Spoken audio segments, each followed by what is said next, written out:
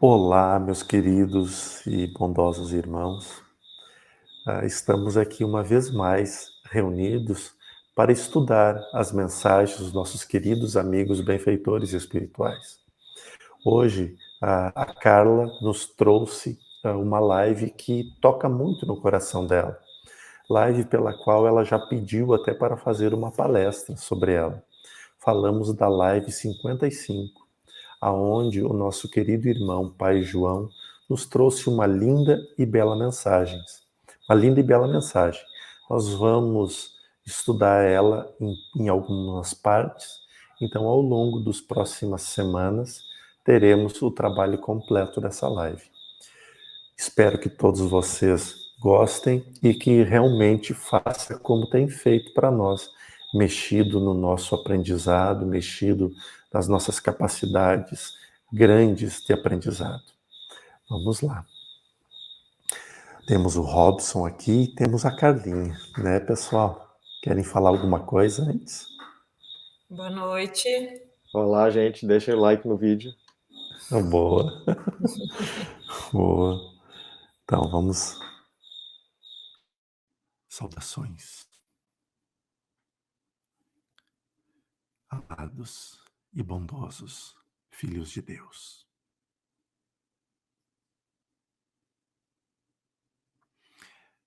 Certa vez, ainda na condição de criança, escutava minha mãezinha dizer tudo o que ocorria ao nosso redor. Era com a permissão de Jesus. Mãe devota,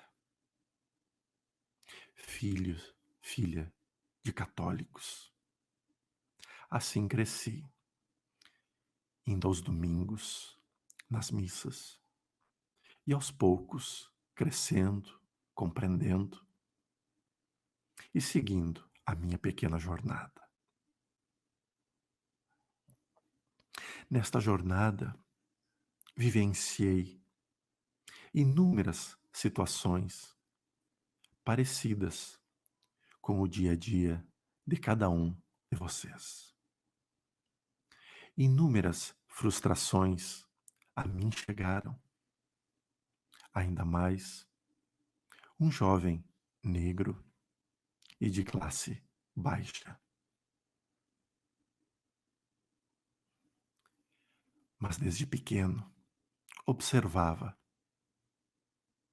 que a minha capacidade de reter conhecimento era diferenciada. Então eu escutava e as informações jamais se perdiam. Mas diante disso, presenciei inúmeras e inúmeras vezes o desespero de minha querida mãe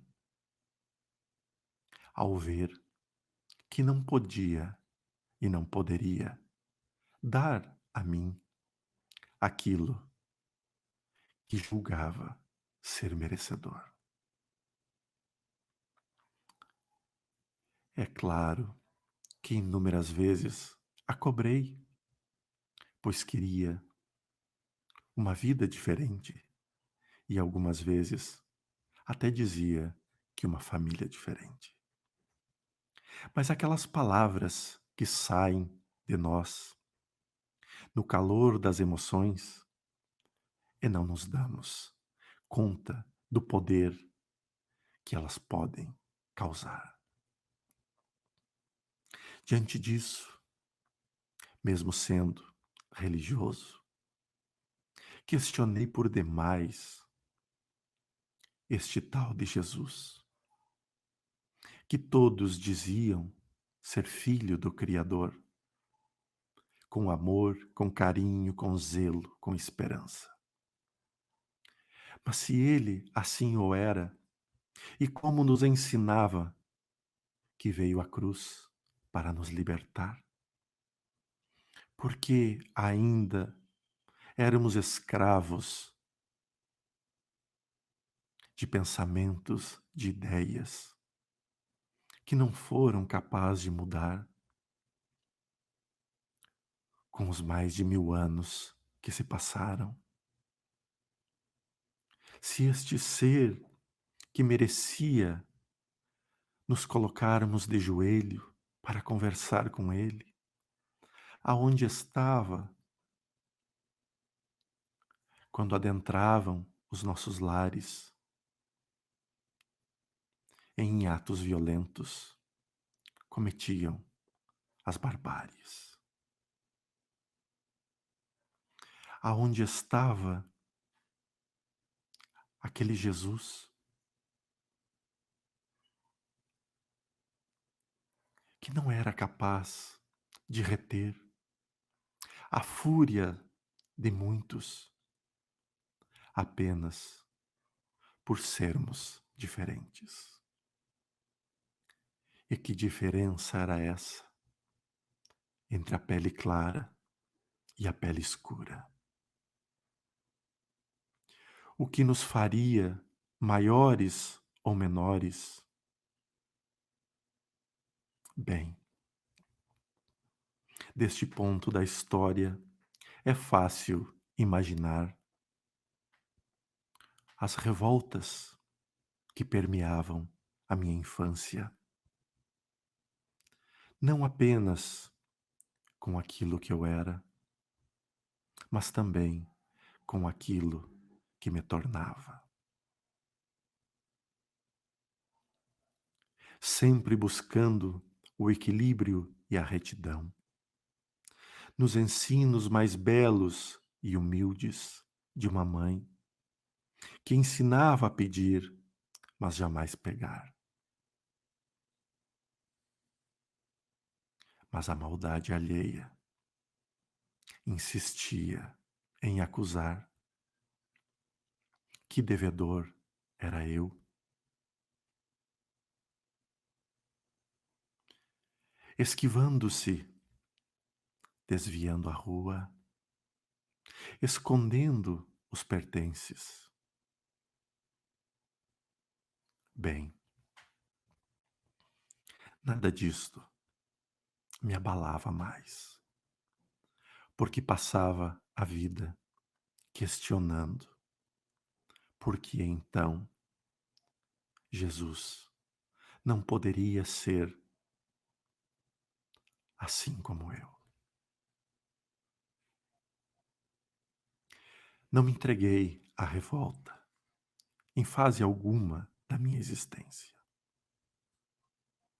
Existência longa para os padrões terrenos. Durei até os meus sábios 93 anos.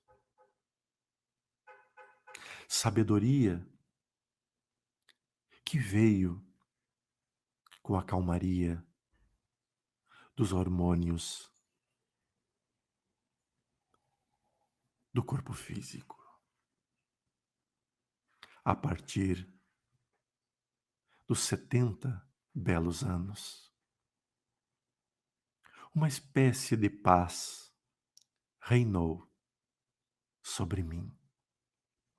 E então, aqueles anos anteriores de questionamentos incansáveis tornaram-se de respostas lúcidas e claras.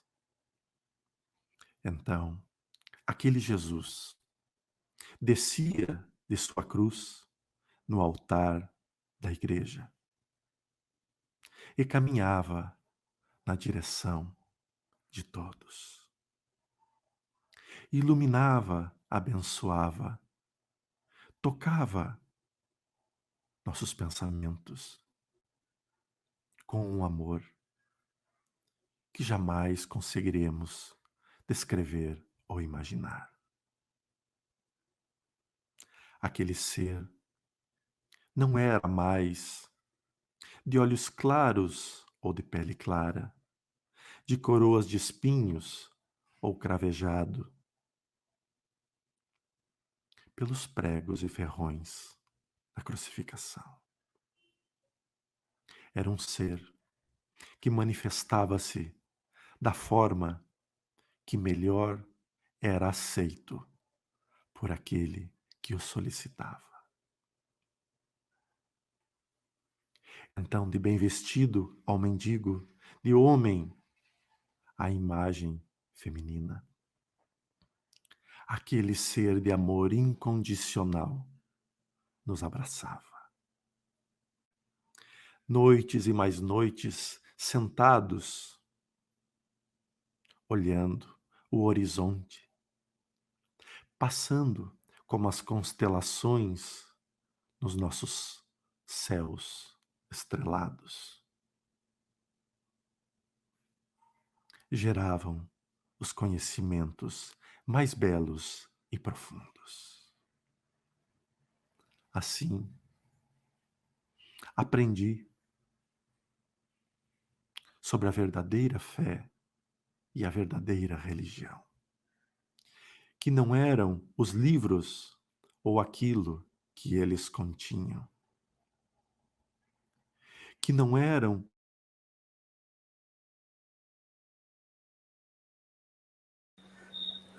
Carlinha, tu quer começar falando, cara? Essa live foi uma live que mexeu muito comigo.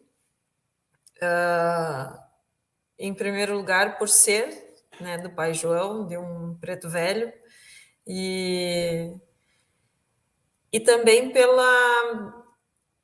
ele mostrar a vulnerabilidade dele, ele mostrar que em um momento da vida, no momento dessa existência dele, ele questionou Jesus, ele questionou a fé, ele questionou por sofrer muitas frustrações e realmente, como ele fala no início, ele passou por situações que muitos de nós passamos todos os dias, em todos os momentos.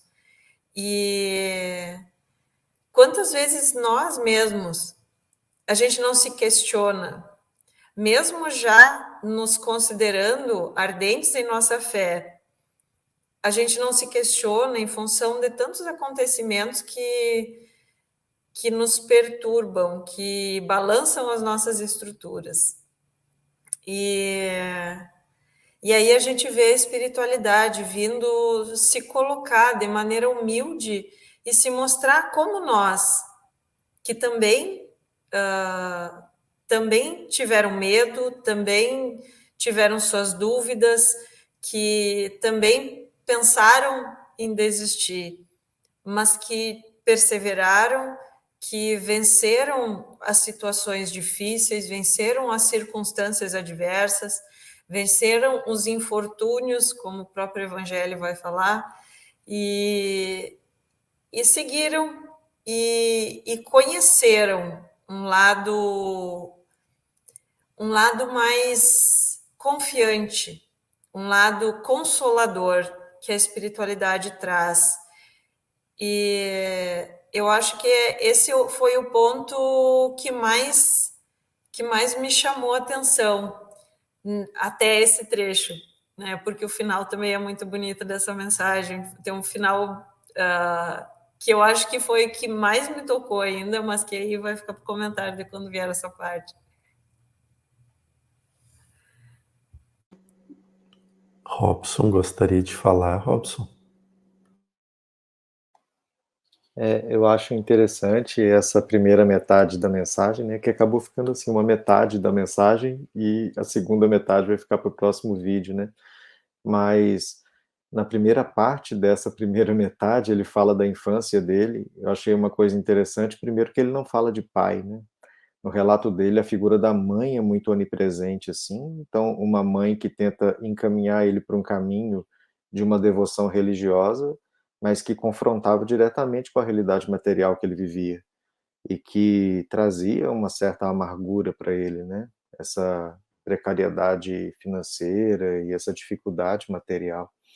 E ele fala, então, já de um conflito com a figura de Jesus mesmo, né? Que se Jesus é justo, se Jesus protege as pessoas, por que que ele era vítima de violência, de injustiça e de privações, né? E é interessante que ele fala isso de uma maneira muito física, né? Quase como se ele não fosse uma entidade, quase como se ele tivesse aqui encarnado e fosse uma pessoa idosa falando da história dele, né?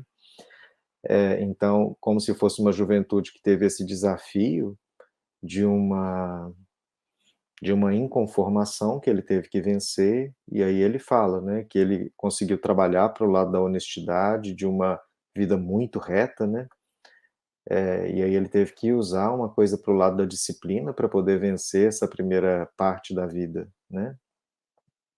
E aí ele já transpõe para o final da vida, porque aí dá a entender que ele teve uma vida de lutas, né, mas que ainda estava muito ligado a uma materialidade, e que ele foi encontrar mesmo esse Jesus espiritual, né, que é um irmão e que ele compreendeu o significado daquilo tudo quando ele já tinha 70 anos, né. Então que ele teve que passar por várias fases, e aí ele cita de uma maneira muito clara, né, na hora que os meus hormônios aquietaram, porque também não tem aquela busca, né, tanto da sexualidade, mas principalmente dessa coisa do prazer material, né, eu tenho que ter dinheiro, eu tenho que ter, viagens e prazeres e comida diferente e sei lá, né, festas e tal. Então, que teve um declínio dessas necessidades, assim, puramente de prazeres materiais, e que esse foi um dos fatores que ele deixou falar no texto, né, devem ter tido outros, mas que aí realmente ele conseguiu encontrar um Cristo que era esse Cristo que convida à paz interior, né, e que aí realmente ele até acha que ele atingiu um nível de sabedoria. Então esse salto, né, que talvez ficou por conta da nossa imaginação, e a gente tem que até se imaginar nessa metade, né, porque muitos de nós está nesse período, assim, que vai entre a juventude rebelde e a sabedoria quando está idoso, né. E aí espero que a gente consiga fazer essa ponte, né, que ele está contando na trajetória dele. Então ele dando um exemplo, assim, de que aconteceu com ele, mesmo ele tendo muitos desafios, e que nós estamos nesse caminho agora, né, acho que é isso que ele quer motivar a gente. Que coisa interessante essa abordagem de vocês dois. E o que eu estou vivendo agora, eu não posso dizer, talvez, que não sejam que coincidências, né? Há quem diga que coincidências não existem, mas algumas nos deixam muito intrigados. O primeiro ponto que a gente tem que avaliar é que as dúvidas levantadas por ele nessa primeira fase da existência não é nada diferente das que nós temos hoje. Muitas vezes nós nos lançamos em revoltas, muitas vezes nós nos colocamos à descrença diante daquilo que ocorreu conosco. Nossa, se fala tanto isso, se eu faço tanto bem, por que que isso acontece comigo? Ou seja, a gente tem ainda essa luta, esse confronto grande entre o que nós vivemos no agora e o que nós falamos e estudamos sobre vida espiritual. Porém, tem alguns momentos da vida que nós somos confrontados diante de energias. E, e hoje eu estou tendo a possibilidade de estar em um local aonde estes irmãos viveram. Esse local que eu estou é uma fazenda retirada aqui no interior de São Paulo, e aqui tinha escravos. Era uma fazenda onde tinham escravos, e era plantação de café, inclusive tem muita coisa preservada aqui. O casarão onde eu estou tem mais de 130 anos, então tem muita história nas paredes, no sótão aqui onde eu subi hoje cedo. E o mais interessante é a energia desses irmãos que está aqui ainda, com os seus cantos, com suas alegrias, mas acima de tudo com seus sofrimentos. A energia do tronco, ela é muito forte. E a gente não tem ideia o que é nessa vida atual. Nós não temos ideia o que é confiar em Deus debaixo de maus tratos. Maus tratos dos mais duros e pesados, aonde o corpo entrava em estado de exaustão e ali tinha que permanecer. Mas bem, é interessante porque Pai João, quando se apresentou para mim alguns bons anos atrás, ele disse que nós trabalharíamos juntos e que o trabalho seria voltado para a parte de ajuda. Aí quando vem ele nos relata a sua infância, que é uma infância igual à nossa.